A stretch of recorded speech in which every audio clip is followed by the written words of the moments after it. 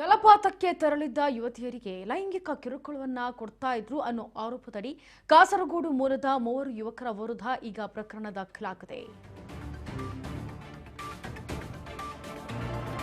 ಜಲಪಾತಕ್ಕೆ ತೆರಳಿದ್ದ ಯುವತಿಯರಿಗೆ ಲೈಂಗಿಕ ಕಿರುಕುಳದ ಆರೋಪ. ಕಾಸರಗೋಡು ಮೂಲದ 3 ಯುವಕರ ವಿರುದ್ಧ ಪ್ರಕರಣ. ದೇಡುಪೆ ಜಲಪಾತಕ್ಕೆ ತೆರಳಿದ್ದ ಯುವತಿಯರಿಗೆ ಲೈಂಗಿಕ ಕಿರುಕುಳ. 3 ಯುವತಿಯರಿಗೆ ಲೈಂಗಿಕ ದೌರ್ಜನ್ಯ ನೀಡಿದ ಆರೋಪ.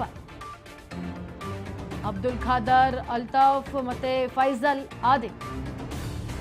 ಉಸ್ಮಾನ್ ಸಾಲೇಂ ಎಂಬಾತನಿಂದ ಅನುಚಿತ ವರ್ತನೆ. ಯುವತಿಯರ ಕೂಗಾಟ ಚೀರಾಟ ಕೇಳಿ ಸ್ಥಳೀಯರಿಂದ ರಕ್ಷಣೆ.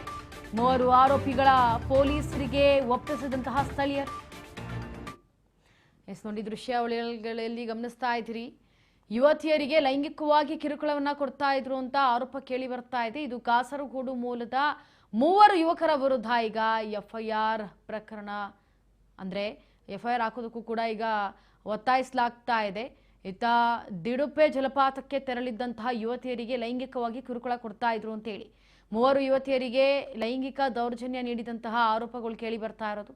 ಅಬ್ದುಲ್ ಖಾದರ್ ಅಲ್ತಾಫ್ 36 ವರ್ಷದವ, ಫೈಜಲ್ ಅದಿಲ್ 27 ವರ್ಷದವ, ಉಸ್ಮಾನ್ ಸಾಲಿನ್ 18 ವರ್ಷದವ ಎಂಬಾತನಿಂದ ಅನುಚಿತವಾಗಿ ಆ ಮಹಿಳೆಯರಿಗೆ ವರ್ತಿಸ್ತಾ ಇದ್ರು.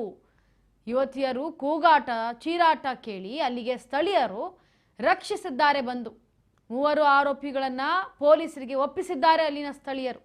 ಬೆಳ್ತಂಗಡಿ ಠಾಣೆ ಪೊಲೀಸರು ಈಗ 3 ಆರೋಪಿಗಳನ್ನ ವಿಚಾರಣೆ ನಡೆಸ್ತಾ ಇದ್ದಾರೆ. ಯಾವ ಕಾರಣಕ್ಕೆ ನೀವು ಹೆಣ್ಣು ಮಕ್ಕಳನ್ನ ಚುಡಾಯಿಸಿದ್ರಿ ಅಂತ ಹೇಳಿ ಗಮನಿಸ್ತಾ ಇದ್ದೀರಾ ದೃಶ್ಯಾವಳಿಗಳಲ್ಲಿ. ಈಗ ಈ 3 ಜನ ಪೊಲೀಸರ ಅತಿಥಿಯಾಗಿದ್ದಾರೆ.